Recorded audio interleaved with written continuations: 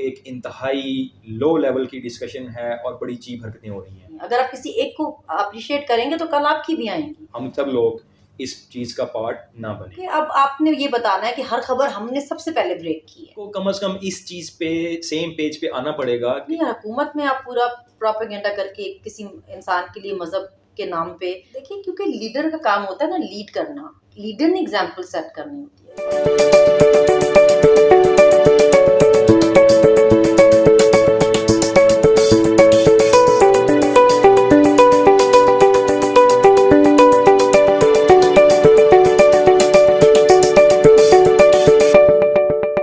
अस्सलाम वालेकुम व्यूअर्स, जाहिद और सनम की तरफ से आपको बैठक में वेलकम।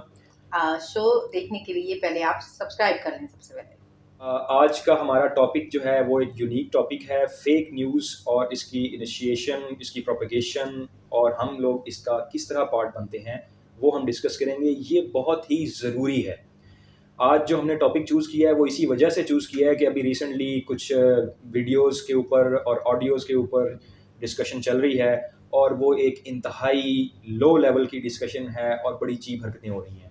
तो हमने सोचा कि आपसे ये बात की जाए कि आप लोग कम से कम, हम सब लोग इस चीज़ का पार्ट ना बने। तो सनम, फेक न्यूज़ जो है वो उसने हमें तबाह किया हुआ है। ऑलमोस्ट हर तरफ, हर जगह किसी न किसी टाइप की फेक न्यूज़ फैलती जा रही है और उसके ऊपर लोगों के माइंड, ज़ाहिर है पब्लिक जो ओपिनियन है वो शेप होती है न्यूज़ से। न्यूज़ के मीडियम डिफरेंट हैं, उसमें इलेक्ट्रॉनिक मीडिया है, उसमें सोशल मीडिया है, उसमें टीवी चैनल्स हैं, अखबारात हैं। अगर किसी भी जगह से फेक न्यूज़ निकलती है तो पब्लिक की ओपिनियन उससे शेप होती है। तो ये जो फेक न्यूज़ है ये इनिशिएट होती है, उसके बाद प्रोपेगेट होती है और अनफॉर्चुनेटली हम लोग भी इसका पार्ट बन जाते हैं। इसका बेस्ट सोल्यूशन यही है कि आप इसको शेयर ही नहीं करें ना। अगर आप आगे से आगे इसको शेयर नहीं करते जाएंगे तो वो वहीं पे ख़त्म हो जाएगी, उस पर इतना प्रोपेगेंडा होगा ही नहीं। मगर लोग क्या करते हैं कि हर चीज़ में सियासत घुसा लेते हैं, सियासी फ़ायदा देख लेते हैं कि अगर तो हमें इससे कोई फ़ायदा हो रहा है तो हम ज़रूर शेयर करते हैं। लेकिन ये कोई ऐसी चीज़ नहीं जिससे फ़ायदा लेके आपने कोई बहुत बड़ी आपकी सक्सेस है। ये तो एक बहुत बुरी चीज़ है जिसको जितने जितने बड़े लेवल पे हो सके उसको कंडेम करना चाहिए। चाहे वो आपकी पार्टी की किसी बंदे की वीडियो हो या किसी दूसरी पार्टी की बंदे की वीडियो। आप किसी की पर्सनल लाइफ पे उसको इस तरह शेयर नहीं कर सकते। आप जज नहीं कर सकते कि बीवी के साथ थे या नामहरम के साथ थे। जजा सजा अल्लाह का काम है, अल्लाह के हाथ में ही रहने देना चाहिए। हमें अपना पार्ट प्ले करना चाहिए कि हम इसमें ना इन्वॉल्व। और आई थिंक एक पर्सनल स्पेस की सैंक्टिटी जो है उसका हमें एहतराम करना चाहिए। हर इंसान की पर्सनल स्पेस है। Being politicians, being media personalities, being celebrities, हर बंदा इन ये जो पर्सनैलिटीज़ हैं इनकी एक पब्लिक लाइफ है और एक पर्सनल लाइफ है। ऑब्वियसली वो एक पब्लिक फिगर हैं तो वो आवाम से भी जुड़े हुए हैं, तो आवाम उनकी वीडियोस पे, उनकी इमेजेस पे, उनकी डिस्कशंस पे वो कमेंट करते हैं। लेकिन जहाँ उनकी प्राइवेट लाइफ की बात आ जाती है, वो कोई भी हो, जिस तरह आपने कहा वो किसी भी पार्टी से बिलोंग करता हो, उसकी प्राइवेट लाइफ को हमें उसका एहतराम लाजमी करना चाहिए। वो किसी भी किस्म की वीडियो हो, वो आप तक अगर पहुंचती है तो कम से कम आप उसको आगे प्रोपेगेट करने का, उसकी चेन को ब्रेक करें। अगर आपके पास कोई ऐसी चीज़ आती है तो उसे वहीं दफन कर दें, उसको आगे ना फैलाएं प्लीज़। और इसका तो फेक न्यूज़ और ये जो वीडियोज़ हैं ये तो चल ही तब सकती हैं जब आप इनको आगे करते जाएं शेयर। अगर आप इनको शेयर नहीं करेंगे, और दूसरा आजकल जितनी फेक वीडियोज़ बन रही हैं ये तो किसी की भी हो सकती हैं। अगर आप किसी एक को अप्रिशिएट करेंगे तो कल आपकी भी आएंगी। तो बजाय इसको आप इसको कंडेम करें, आप इसको रोकने की कोशिश करें शेयर करने के बजाय। अभी जिस तरह आप फेक और बनती हैं ऑडियोज़ हों या वीडियोज़ हों, इन पे अगर आप जज करने लगेंगे, लोगों को पर्सनल लोगों की लाइफ पे जाने लगेंगे, तो पॉलिटिक्स में तो वैसे ही बड़ा गंद मचा हुआ है। तो उस पे आप इस तरह मजीद इतनी पर्सनल मुझे नहीं लगता होना चाहिए लोगों के, कि आप अब बेडरूम्स में भी लोगों के घुस जाएंगे तो बहुत ही अजीब चीज़ है। इसको तो जो प्रमोट कर रहे हैं मुझे उनकी ज़हनियत ही समझ नहीं आती। आप कैसे, अभी जैसे उज़्मा बुखारी ने थोड़े दिनों पहले वो जो एक इंसिडेंट हुआ था, एक एक्सीडेंट हुआ था एक जर्नलिस्ट का, उसको शेयर किया हुआ था। मुझे उन पे इतनी हैरानी हुई कि एक लड़की, एक एक्सीडेंट हुआ, इतनी बुरी हालत में पड़ी है, आप उसको कैसे शेयर कर सकती हैं?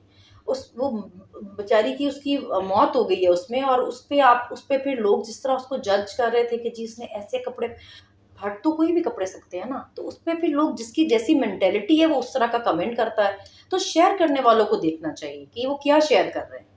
और इसमें आई थिंक अगर हम देखें तो जो टीवी चैनल्स हैं या अखबारात हैं, जो जर्नलिज़्म है, हमारी इंडस्ट्री है, उसके अंदर पहले खबर को वेरीफाई करने का उन्होंने कोई ना कोई मैकेनिज्म रखा होता था, जिसका barrier I think Aahista Aahista Aahista नीचे आता जा रहा क्योंकि अब आपने ये बताना है कि हर खबर हमने सबसे पहले ब्रेक की है।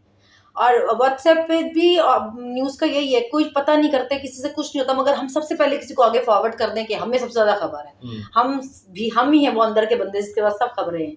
तो ये जो अफरा-तफरी है ना नंबर 1 पे रहने की, उसकी वजह से ज़्यादा यानी इश्यू जो हो रहा है। टीवी चैनल्स का कंपटीशन आपस में कि सबसे पहले हुँ। कोई भी खबर हो वो सबसे पहले हमारे चैनल ऐसा से जानी चाहिए। उस चक्कर में वो उसकी वेरिफिकेशन को, ऑथेंटिकेशन को चेक नहीं करते कि ये कितनी ऑथेंटिक न्यूज़ है, और वो चला देते हैं। अच्छा, उसके बाद हम उसका पार्ट बन जाते हैं। अगर मेरे व्हाट्सएप ग्रुप में, किसी ग्रुप में, मुझे फैमिली, फ्रेंड्स, किसी भी ग्रुप में मुझे कोई चीज़ मिली है, मैं ये समझूंगा कि सबसे पहले मैं दुनिया को बता दूं जी मेरे पास ये इन्फॉर्मेशन आ गई है और मैं बड़ा वेल इन्फॉर्म्ड हूँ।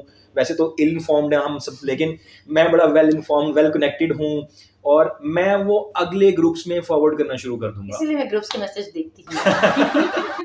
तो आई थिंक हम सबको ये ख्याल ज़रूर रखना चाहिए, अगर हमारे पास कोई चीज़ आती है हम उसको वेरीफाई करें, और अगर वो वेरीफाई हो जाती है तो उसको आगे फॉरवर्ड कर दें एज न्यूज़, एज इन्फॉर्मेशन।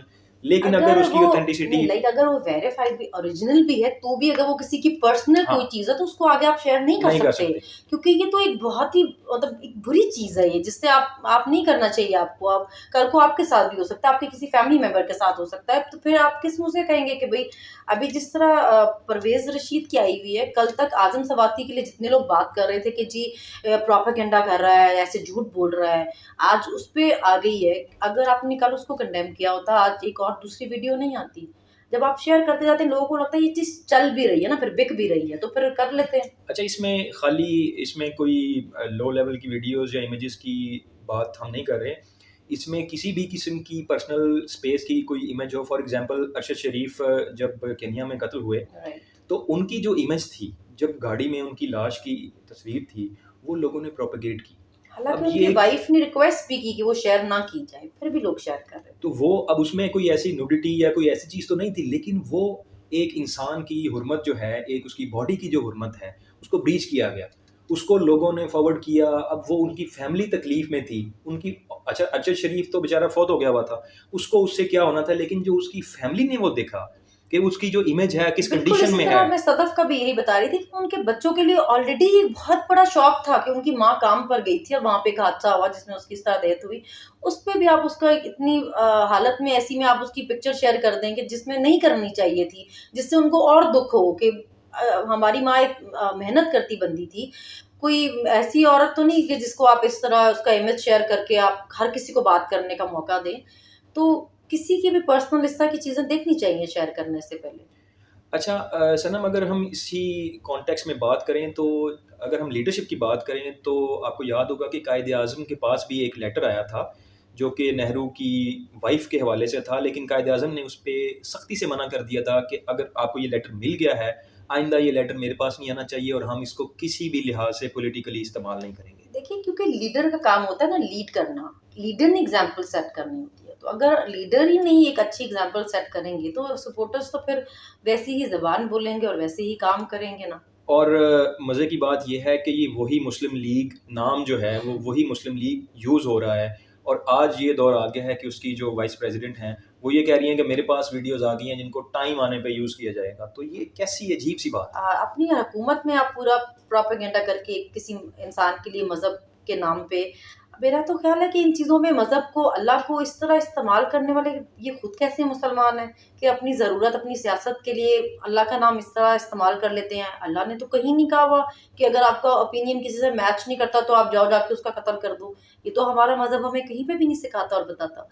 तो आप किस तरह कह सकते हैं किसी किसी कलमा पढ़ने वाले बंदे को आप कैसे अपनी मर्ज़ी के हिसाब से और अपने फ़ायदे के हिसाब से कह सकते हैं कि ये यहूदी और ये मुसलमान ही नहीं है? और हर पॉलिटिकल पार्टी के हेड को, उनके चेयरपर्सन को, उनके प्रेसिडेंट को, आई थिंक, और उनकी सीनियर लीडरशिप जितनी भी है, उनको कम से कम इस चीज़ पे सेम पेज पे आना पड़ेगा कि ये जो गंदी पॉलिटिक्स है, ये जो वीडियोज़ की पॉलिटिक्स है, ऑडियोज़ की पॉलिटिक्स है, इसको कम से कम दफ़न करें। ये किसी भी पार्टी से रिलेटेड हों, किसी भी शख्स की हों, उनको तमाम लोग एक साइड पे खड़े हो जाएँ और वो कहें हमने ये काम नहीं करना। ऑडियो वीडियो का काम बंद होना चाहिए। बंद आप होना चाहिए। मुल्क में आपको और इतने थोड़े मसले हैं कि आप सारा टाइम अपनी आवाम को ऑडियो वीडियो में उलझा के रखें।